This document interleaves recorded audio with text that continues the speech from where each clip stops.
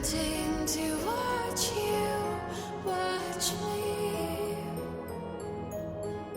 Am I dreaming when I feel the way you want me? Hello, everyone. Welcome back to the L.A.M.E Book Club podcast. My name is Melissa. I'm Ellie. And we have our last court case this morning on Reckless. And we're back to the original stances. I am pro Reckless. Ellie is somehow quite literally never been so against a book in my life. This is a chart topper of like, I'm sorry because I don't want to say anything so negative on the off chance that we become so freaking famous that Lauren Roberts listens to this, because I want to be respectful. I'm a nice person at heart, I'd like to think. And so I don't want to be mean. But I'm just going to assume that this will never make it past our ears. This was maybe the worst book I've ever read. That is literally so dramatic. I can't even I'm not even going to accept that. Then let's get into it. I'm already starting. Let's get it. I was going to ask if you brought that. Of course I did. Before we get into that, though, if you haven't already or listened to our book club episodes, we have a new one coming out this Wednesday. We're still in our tandem fandom. Mm-hmm. This week is very Empire of Storms heavy, so you know it'll be a good one. It's Empire of Storms chapters 37 through 51, and then we have just two measly chapters of Tower of Dawn 36 and 37. Mm-hmm. So that will come out Wednesday. Be sure to check that out. And the Bean Workshop, check them out. Yeah. We have a code, we have a link, we've talked about it. I'll take this over. Guys, Thank you. You like to shop? I like to shop. Actually, Melissa, I just sent your shirt in the mail. Woo-woo. Amazing. I was going to call you out on this episode and not ask you before and say, I'll bet it's still at Ellie's house. No, it is en route. I sent it 2 days ago, so you should be getting it any day now. But if you guys want to match your books as far as clothing goes, the Bane Workshop, cutest stuff. They have like Fourth Wing Basquiat shirts. I just saw they've come out with 3/4. Do you call it 3/4 zip or 1/4 zip? No, depends on if you think about the zipper or the clothing, like the clothing part. I think I've only ever heard it referred to as 3/4. So it's been the hot topic of my friend group this week. But anyways, interesting. Yeah, she came out with great 3/4 zips. So if you want 10% off at the Bean Workshop, use code L.A.M.E Book Club Pod, or you can go to our Instagram link in the bio, click that, and your 10% will already be applied. So that's that on that. That's that on that. And I honestly subscribe if you don't already follow us on Instagram, all the socials. We're most active on Instagram, but it's at L.A.M.E Book Club Pod. Subscribe on YouTube. Leave us a comment on Apple Podcasts if you have an iPhone. And yeah, I think that's it for housekeeping. Let's go ahead and just jump in. I'm ready for all of you guys on the internet to watch Ellie break my heart live and in person. Live. So there will be spoilers for this book, spoilers for Powerless and probably Powerful as well. Yeah. So if you have not read all three of Lauren Roberts' Powerless duology thus far. It is a trilogy, sure to read that but we first. only have the two, Yeah. so. All right. You want my opening statement? Or no, I'd like to hear yours first this time. Okay. All right. So I don't have it. Well, here, not necessarily opening statement. These are some reasons I put together on why I loved this book. My first is going to be the same as it was in Powerless. Kai freaking Azar. Again, I literally that is a point in and of itself, and I'm moving on. This book has a 4.13 out of 5 stars on Goodreads. Insane. 51,403 5-star reviews. So regardless of what you say, the overwhelming majority of the people love this book. My third point, the poppy field scene and ending there as well. The unpacking of both of their issues and personal stuff and both of their daddy issues, loved it. We got more of their inner thought. Well, we got a lot of their inner thoughts in Powerless, but we got more of them working and healing through a lot of things. And if you know me, you know I love that. That's part of the reason why Akasif is one of my favorite books ever, is because I love Nesta's character development. And obviously they didn't quite have the same character development, but it's that healing and that overcoming. Ugh, love that. The ending, the last chapter from Kai's point of view, take me out of the oven. I am done. Also, I loved how Kai had no abilities for a good 70% of this book, and how it helped him better understand how strong Pei truly is. Like, honestly, I think this book should have been called Powerless because of that reason alone. I think like the names should have been switched. I'm literally I'm sweating right now. I'm just sweating. Okay. This book felt more like Enemies to Lovers than Powerless did, which I ate up. And again, I'm just going to end on this same note. Kai freaking Azur, the end. You may go and rip me apart. Okay. First of all, second of all, here's my opening statement. I nearly DNF'd this book after chapter 3 because I just saw how this was going, and outside of the literal last page could have told you exactly how this whole entire story would have gone from page 3. I was dead on. If it weren't for this very podcast that we are on at this very moment, there is absolutely no chance I would have kept reading this. In the words of Edna Mode with the no capes, no plot. Okay, here we go. You want the storyline? I'll give you the storyline. So you can skip the entire book for next time. Peyton runs away to Door. Kai finds her in Door. Kai takes her back to Ilya. Kiss, kiss, pretend, pretend. Peyton was adopted. Plot twist. Kit marry Peyton. Maybe. That's it. Genuinely, did I miss anything that was vital to this book? Yes, you did. No, I did not. All of the healing. Yeah. Do me a solid. Back up just a little. Just a little. No. I'm so passionate. No, it's just kidding. so loud. Yeah, I know. I'm sorry. You missed the healing and the banter. Oh, please. Okay. So I understand that this is romantasy and this book is mostly based on romance. Understood. But there's a to-see in the end. And if there is going to be a to-see of romantasy, then add a plot. For the love of God, add a plot. I feel like if Lauren would have dove into the storyline of why Peyton was an ordinary, that could have saved the entire story. Like, truly. But okay, don't... But No. Gavel. No, we have a third book. We don't know what is or isn't going to be dove into. Let me finish. Don't just tell me within 2 chapters that it doesn't make sense that she's ordinary if her dad was a healer, and then reveal that she was adopted like right after. That could have been the whole storyline of this book, but there was no storyline. And so that sucked that it was like, oh, a potential? Oh, no, we already figured it out within 1 chapter. So, side note, if it were me, I would have written something along the lines of like, she found out that she's actually a mix, but a mix with power that's super rare and helpful, and now she's an even bigger threat and like asset. But that's just because I actually like fantasy and fantastical powers. But that goes into Chosen One, and then that's when it gets to like not even cheap. Yeah, huh? Literally, give her something. She is so bland. Okay, the whole point. Let me just move on. No, gavel. Holy repeat. The entire story was just a repeat of Peyton and Kai's initial dynamic and Powerless, except a little bit more kissing. The same knife to the neck, the same tropes, the same exact conversations. I was losing my mind. The pretend started cute. I will admit, it started off cute. I was like, that's cute. But then it got super exhausting. And you know what? I'm going to give you that one. I agree. I loved the pretend, but even I, lover of this book, by the end was like, okay, please stop saying pretend. You're clearly not pretending. The author likes repetition, and I can see, like, obviously repetition's important in consistency, but like exactly what you had a problem with in the last book of the sticky buns, like enough. That's kind of how I felt about the pretend in this book. Honestly, I get that. That's a valid point, and I concede to that point. From the kissing and I don't regret it to I could kill you. Are you kidding me? This was such whiplash, and not even like a fun way. It was actually very annoying because of how frequent it was. It wasn't like half the book she was like, I'm going to kill you, and then there's a softening, and then like, oh, kiss, kiss, love, love. But it was like every chapter, I'm going to kill you. Actually, I love him. Actually, I'm going to kill you. Actually, I like him. And it's the same thing. So I was just like, commit to one side. Commit to one side and then switch if you must overall, but not every single chapter.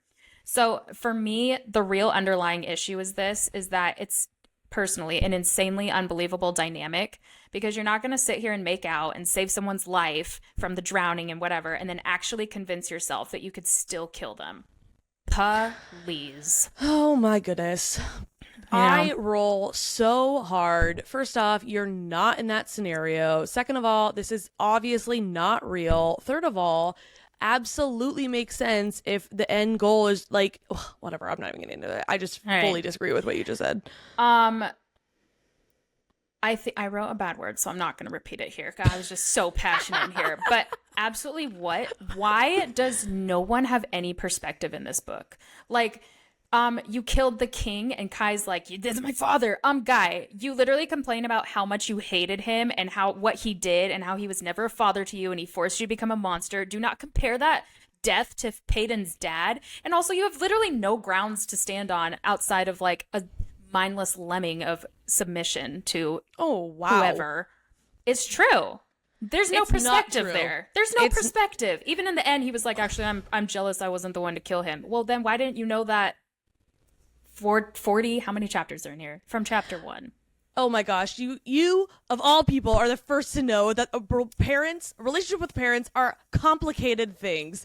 There are so many. I can sit and complain about my parents all day long, but do I really want them to die? No. But there has to be some perspective for the sake of the book, because like you said, it's not real. And so if we're going to sit here and be like, I'm going to kill you, it was just such like inconsistency for me. It's not real in the sense of the situation, but the feelings behind it and the complex like healing process of it is very much real, and real steps. There was no healing process for him. Like, he didn't come to terms. He literally was like, I'm gonna kill you, and then the last chapter, like, actually, I'm just jealous that you killed him first. There was no like, I do understand that what he did was wrong, and I understand like someone like you has value. It was just a snap, I changed my mind. I think you missed part of the book, because they're absolutely in the cave. There absolutely was all of that perspective and but realization then he went for back him. To, I'm gonna kill you. So there's no change. It's the fight between him realizing that, but also understanding that he's still the enforcer, and his brother is the king, and he has a duty. So it's him battling how I feel versus what I'm expected to do. That is literally the point of this book for both of them. That is the whole. Yes, that was literally. Okay. Let me move on. Peyton, while not in my eyes, could have been an arguably cool FMC in Powerless, but in Reckless, she looked like a fool. And I attribute much of that to the flip-flop she kept having about Kai, but also she just like went with him without much of a fight. Like, she gave it her all for maybe the first 100 pages, but then after that was like, all right, this is my life now. And like, argument being, well, she was chained to him, but like, she's a smart girl. According to the entire first 2 books, she has gotten out of many a binds. She could have gotten out of a chain. And so I'm just like, where's the fight? Like, he's bringing you to your actual death, and you're making out, and she's like, been I fighting don't want to go. her whole life until then, when it actually mattered. Okay, but I'm saying like at some point everyone kind of gives up. I don't know. I disagree. I don't think she fought really hard, and she still was looking for ways out, and kind of found one every once in a while. But I mean, at some point, and she even says this, like, you get tired of fighting, and it's like at this point, death would be better. It just looked like so weak to me. Like, she looked like a fool. Like, how many times he like nearly attacked her, but then flirted with her, and she went along with it, but I shouldn't. I'm like, you look dumb. Like, this looks dumb. Okay, let's compare this to the exact same situation from another book that you absolutely love, aka Feyre. She fought her whole life, provided for her. Okay, slight ACOTAR spoilers, I guess, if you've never read it. Skip ahead like 45 seconds. She fought her entire life for her family, was the only one who literally did anything, then continued to fight for all of Prithian by going under the mountain. But then we see in the beginning of book 2, she gets tired of it. She gets tired of fighting. She kind of goes into herself. She goes into herself. She lets all of that. The character development. Why did she go into that? Because she dealt with a massive trauma. Peyton was fighting until she went through the trauma of like, okay, I killed the king and I'm on the run now. And she was fighting Kai off to get out of that, and then just stopped. There was no like, I'm depressed. Like, Feyre had a very clear. No, see, arguing is really hard because like, I'm trying not to put my feelings into it. but it's, dear God, we got to move on. We'll get too I'm just passionate. saying, it's literally the exact same scenario. You just don't like literally this book. Not. It's so not. You're It's not the same. It's the same. It's not the same. The writing style of the development of the characters is completely different. The situation in which Feyre won, way more traumatizing situation that caused her to recluse in herself. Peyton had that traumatizing situation, did not recluse, kept fighting, and then randomly decided, I'm done. I'm going to go with you. Because I'm going to guess she liked the boy. I agree to disagree. Okay. The dancing for answers. Get the F out of here with that. That actually made me hot. Like, for real. Lives are on the line, and you want me to dance to no music on this balmy summer's day in a chain? And then pointing back to Peyton looking dumb because she did. And I'm just like, this is... Okay. So... It's cute. That's it. That's my stance on this. It may have come off too hot, but boy, oh boy. It sure did. Wow. I just like to say the only point I'm gonna give you is the excessive use of pretend. Yeah, that I remember you even telling me that before I even read it. You're like, when they start to say pretend, just breathe through it. I mean, like, because it was very cute in the beginning. I really liked that idea, but it was overused, and I will admit to that, but I disagree fully with everything else you said. I will start with my Goodreads evidence. This one comes from Sue's Star Bow Circle. Sue's. This book exceeded all my expectations and more. The focus was primarily on the main characters. I devoured this book. It's definitely my new favorite. The emotions were overwhelming, so intense. This book is never boring, not for a single moment. I'm actually going to slightly disagree with that. I do feel like it lulled a little bit in the middle, but not enough for me to dislike the book as a whole. It just did, for me, lull slightly. Every chapter had something happening. I couldn't put it down. The plot was incredible with many revelations from their past. They kept saying pretend, but it was anything but that. Their love is so precious and special. It was so wrong, yet they couldn't be more perfect for each other. I'm officially obsessed. This is a book I'll reread over and over again. I finished it on release day, and I'm already thinking about rereading it. Also, that ending, I kind of expected it, but I was still in absolute shock when it happened. Why the hell did it happen? I do agree with the fact that it didn't have much buildup or angst, but I personally didn't mind. It's an easy 5-star read for me. Infinity stars if I could get it. And truly, that last little bit is ultimately like why I wanted to include this. Like, I can agree, like you said, like it didn't, like she was with him very quickly. Like he did not take him that long to find her.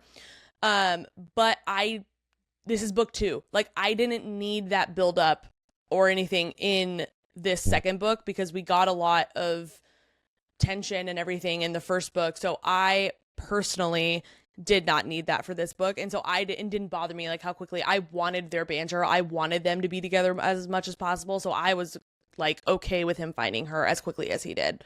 Mm-hmm.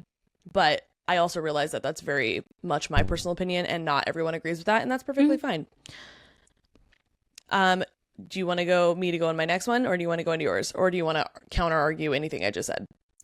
It's just very simple. My counter argue. I don't agree. Okay. My next one's from Erica. Love this book. The romance was definitely stronger than the plot, but it set up the third book so well. Gosh, I'm biting my nails for April. And that's honestly, like, again, summed it up really short and sweet. Agreed. The romance was definitely stronger than the plot, but I am, as everyone who's listened to any episodes of this podcast knows, I read for the romance. So that it struck a chord with me because that's truth. I mean, I need the book to have a good storyline. I'm not just going to read romance, but the main reason why I read is romance. And this gave me both of those things, in my opinion. Yeah. And the ending of it absolutely set up the third book very well. My next one comes from Wait, I have something to say. Okay, go for it. Number one, absolutely, if you like romance, this is the book for you. I think I struggle so much with this one because truly, like, I know you're saying that there's backstory to this of like their parents and whatever, but there really wasn't a backstory. There was no plot to this book outside of they wandered the desert. There was nothing. And so to say like, oh, it set up the third book, sure, but it did not need to be an entire book. I feel like you could have even added this onto the first one, or what my closing statement will mention is that add it to Adina's novella. because people were like, oh, Adina, like this whole thing should have been either a whole book or like there should have been more to this. Freaking 50-50 that. Have like Adina's side and then Peyton's side and gone into this, because this was so drawn out for virtually nothing outside of Kit proposing to bring the story further along. Like, to just the main points was Peyton needed to get back into Ilya and Kit had to propose. That is the only plot you got out of this entire thing, because Kai and Peyton are still in the same exact place. We assume, like, obviously he said he loved her, but we kind of already knew that. They are, though. They're not together.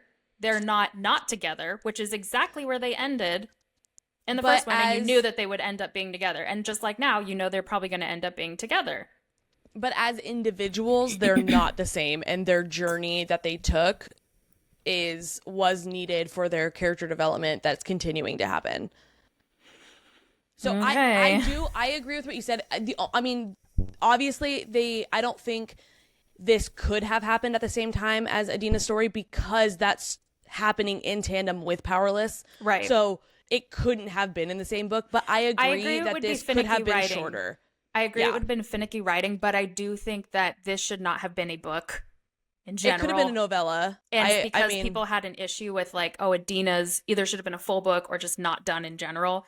Somehow these two could have probably in some way or form morphed together. Maybe it wasn't even Adina's like backstory with Mac, but maybe Mac's story or something. I don't know. Yeah, I mean, I said this last episode, I would have been perfectly fine without getting any more of Adina. So if this was somehow like Mac was introduced into the story, which to be fair, we don't know how he's going to play into book 3, and so him and Peyton having like not meeting yet potentially will make more sense after we get the next book. But depending on how he's introduced, he could have, I agree, like we could have gotten him and his backstory some other way. Yeah. And he could have been included in this just to give us more.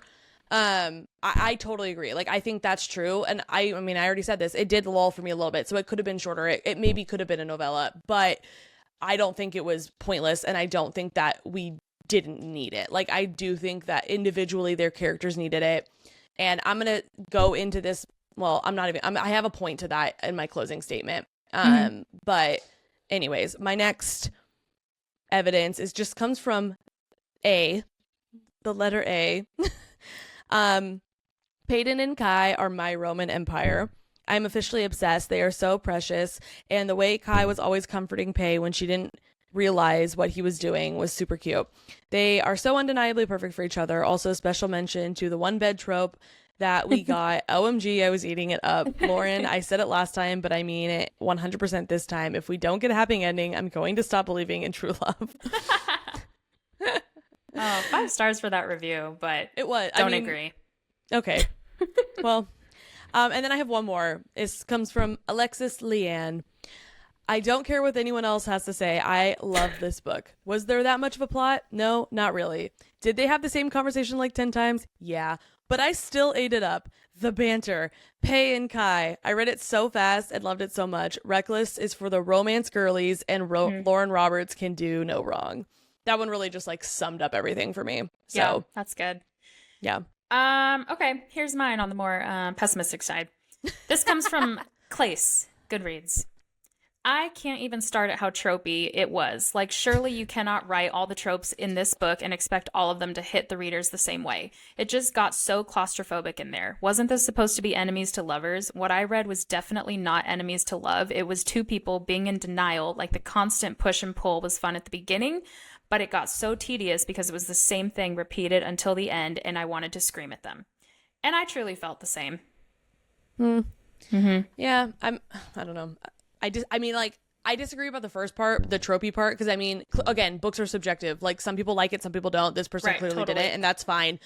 I guess at mid for me about the rest of it. Like, I don't like fully disagree, but again, it's just like it worked for me, and it doesn't work for everyone, and that's fine. Yeah. This comes from Shay Hart on Goodreads. I think the author wanted to surprise with the ending, and let's just say she succeeded. But unfortunately, not in the way she expected. I felt violence inside me when she was reading the ending. And just why, Lauren Roberts? I think she saw all the complaints about how predictable, and I use this word carefully, plagiarized the book was, and said, oh yeah, well, you'll see. How about this? The answer is no, this is horrible. To put it, tell us how you really feel. But, I'm not going to agree or disagree with the plagiarism part in this episode, because we're going to talk a little bit more about that in a future episode. But as far as the like predictability, like I said, from page 3, I was like, I could tell you exactly how this is going to end up going. So the only surprise to me was the fact that Kit proposed in the end, but that was so left field. And like that's going to open up book 3, like you said, left field until we know what's going on. But it was just like, I totally agree with this, where it's like, oh, you think it's predictable? How about this? And it's like, one twist ain't gonna cut it for me.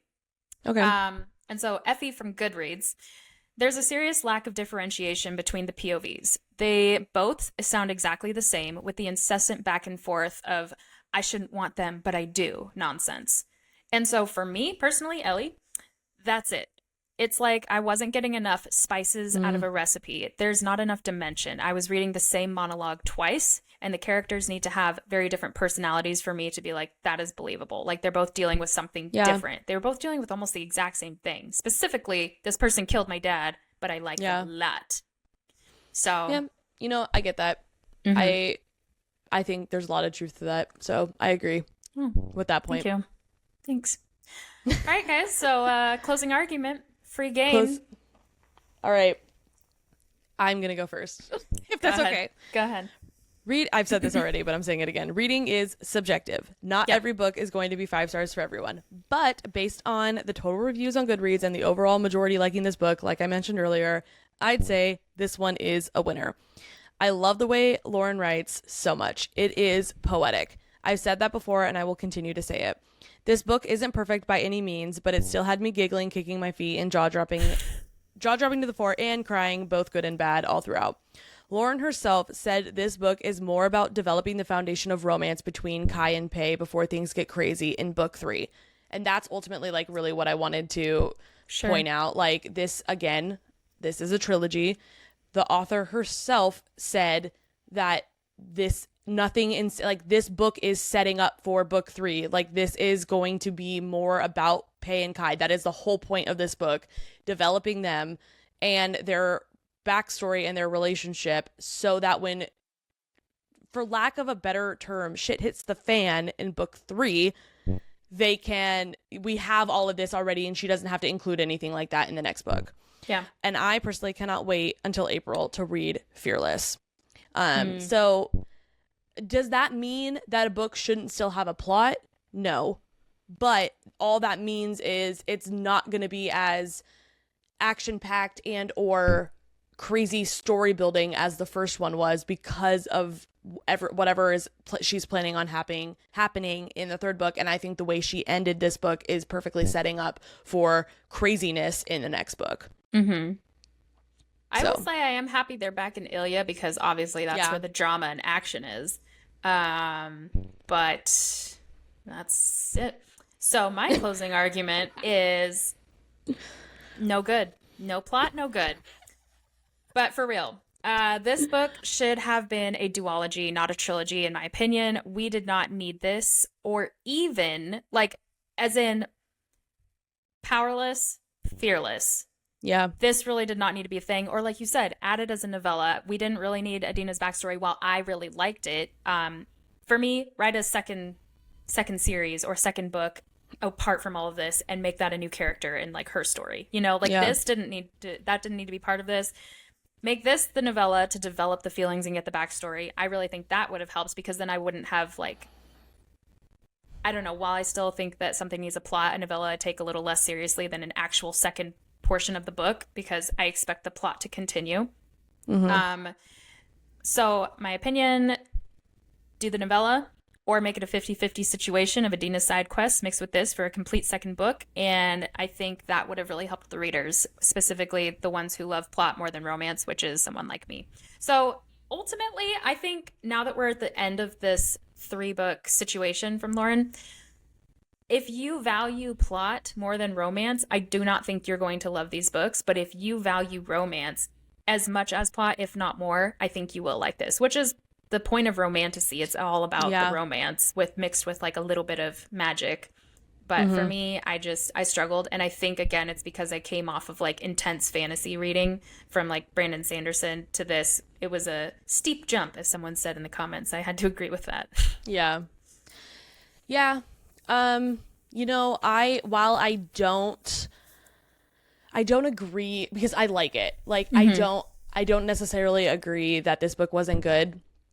I am going to give this one to you because I do think that you made a lot of really good points. And I personally liked Powerless more than I liked Reckless. I still really enjoyed it for all the reasons I mentioned. And again, just the fact I'm a romance girly. So like this absolutely hit home for me. But I can admit it's not perfect. Like it still lagged a little bit for me. There still was a lot of unnecessary repetition. Yeah. You're probably right. Like this could have been a lot shorter. It definitely was setting up the ending. I'm surprised that you didn't even once bring up Kit's chapters. I personally like could have done without any of his chapters and just had him like, okay, believe it or not, at the end. I think Kit's were my favorite because I was like, finally a break from this. Maybe like the plot's getting going with him. And unfortunately it didn't, but it was like, something's happening. What's in the box? Like, I think if we got more of his chapters, it would have been different for me. But because we just got like 6, and they were so randomly added, and it was added like right when I wanted to keep knowing what was happening with Pei and Kai, and then I had to like shift gears because then it was like his point of view, and he was so sad.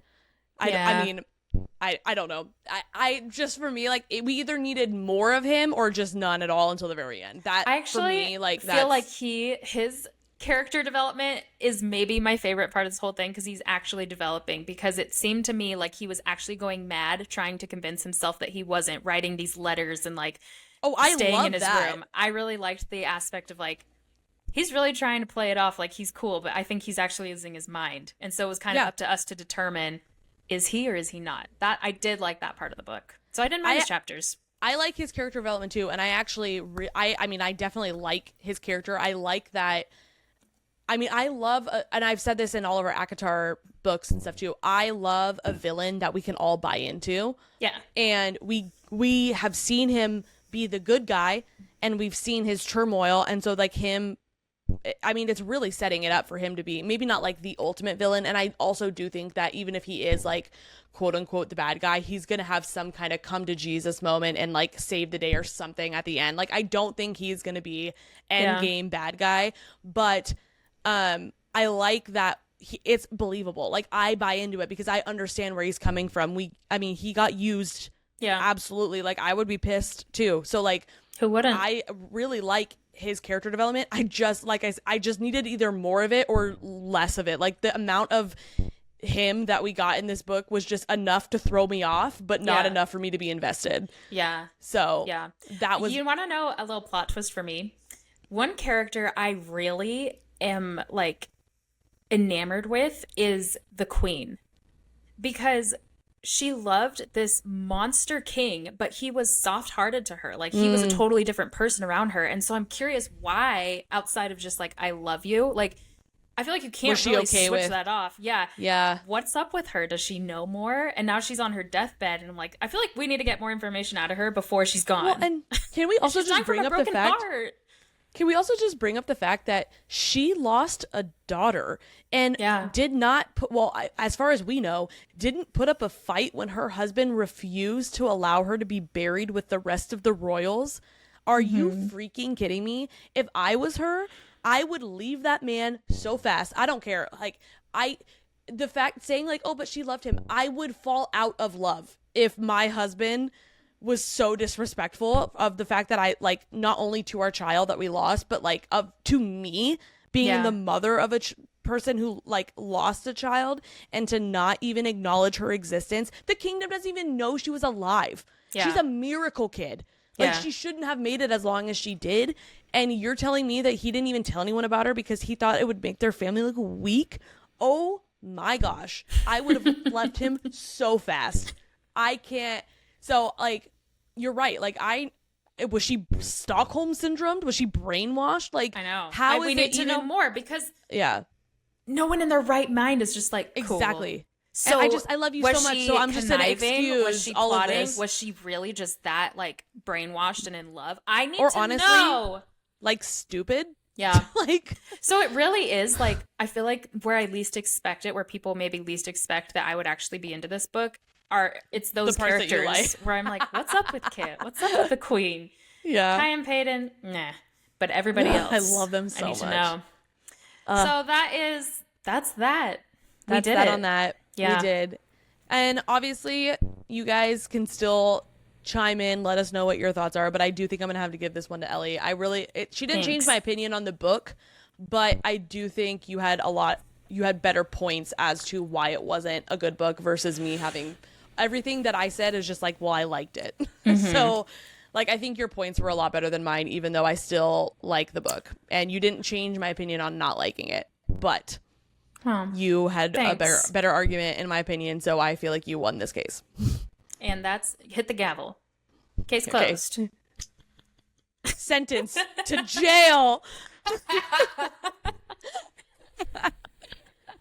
All right. Well, stay tuned to on Wednesday. We will have our book club podcast or book club episode come out on our Tandem Fandom. Do you want to talk about our next Hot Goss episode? Yeah, let's talk about it. Guys, it's going to be so good. If you don't know who he is, we are going to have a guest on the show. His name is Daniel Alexander. He's booksta famous, guys. Yes. The personality behind the best ACOTAR reels I've ever seen in my life. Yeah. So funny. If you've ever heard Babes, why are we lying? Oh, yeah. That's the guy. He's Babes. Well, we're Babes, but he's talking to us. Yeah. So, can't wait. He'll be on our next one, and we are actually going to jump back into ACOTAR for an episode, maybe two, I don't know, but we're going to talk about, it's called Mass Island. I love it. This is all Ellie's idea, pure genius. And when she told me the name for this episode, I was like, amazing. 10 out of 10. Cannot wait. We're talking about all of, like, not the actual couples in the Massiverse, but who we would pair together that aren't actually couples. And we're crossing worlds, we're crossing series. And I am excited to share mine. I'm excited to hear Ellie's, and I'm also really excited to hear Daniel's. So it is going to be, we also have a couple theories that we're throwing in there, and I'm excited to get back to our roots of ACOTAR for a little bit. It's been so fun talking about other books, and there's so many other books that I love, but ACOTAR and the series just has a special place in my heart. So really I'm excited to get back into that world a little bit too. Yeah. All right, guys. Catch us on Wednesday. Bye. Have a great week. Bye. Dreaming when I feel the way you want me.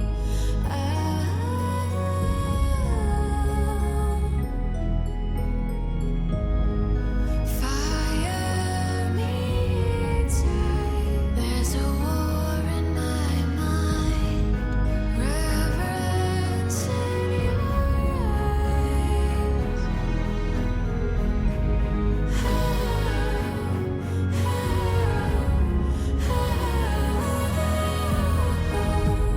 dangerous when we touch. You could undo me. This is my reckoning.